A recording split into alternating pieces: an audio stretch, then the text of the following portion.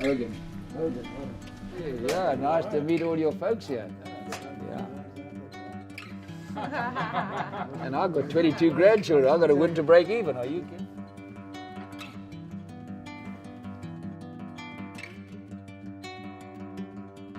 That would be fun, actually, to make these young guys realize that I'm not an old poop. The opinions they have of people that are 80 are not necessarily true, depending, mind you, most 80-year-olds have got big fat stomachs, they haven't seen their private parts in 10 years.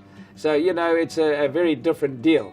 Jack Nicklaus and I did ours. If you look, we tweeted ours, where he and I went to a game reserve in South Africa, big wild animals, which was fantastic.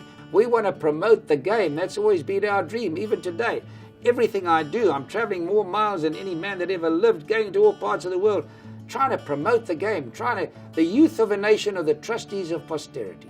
We've got to get the youth going. That's the big thing. Away from smoking, away from drinking. Look at the universities in America. 90% of the kids either smoke, drink, or on weed. Now, you're supposed to be learning. That doesn't happen in China.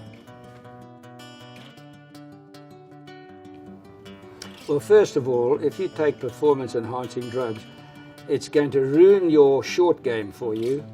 In fact, it's going to ruin your entire game, because if you listen to people like Mayo Clinic saying what alcohol or these performance-enhancing drugs do to the brain eventually is disaster. The rewards are so great today that it's hard to stop them, and they prepare to gamble and take a chance. I don't like that. I think what it's going to do to your health and to destroy young people would be a tragedy. Tiger is the most talented man that ever played golf. I'm such a fan of his play, how he draws the people in. The media attend in greater numbers. The ratings go up. I sure hope he does. He's got a tough job ahead of him, having laid off for so long with so many problems.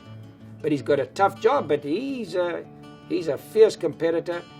I don't know. I don't meet anybody that doesn't want to see Tiger come back and be a champion. I would love to see it. No, I have several things that I would like to advise him, but it would be very arrogant of me to say it on a camera in front of a lot of people. Well, if I can improve on my eating, and I can eat less, it's a big challenge, a massive challenge, because we're all brainwashed that you have to eat 3 and 4 meals a day. If I can go about it in the right way, when I get to 100, if I can keep breaking my age, it'll be pretty impressive, won't it?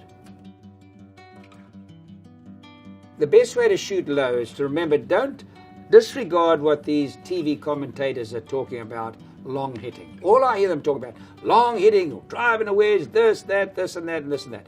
Long hitting is not what wins golf tournaments. What wins golf tournaments is how you putt, how you chip, how you wedge, how you bunker shot, how your lob shots are, whatever his handicap is. Let's say he's a 15 handicap, this gentleman.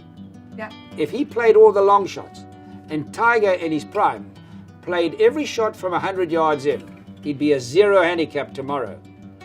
But if Tiger hit all the long shots and he hit the short shots, he would hardly improve.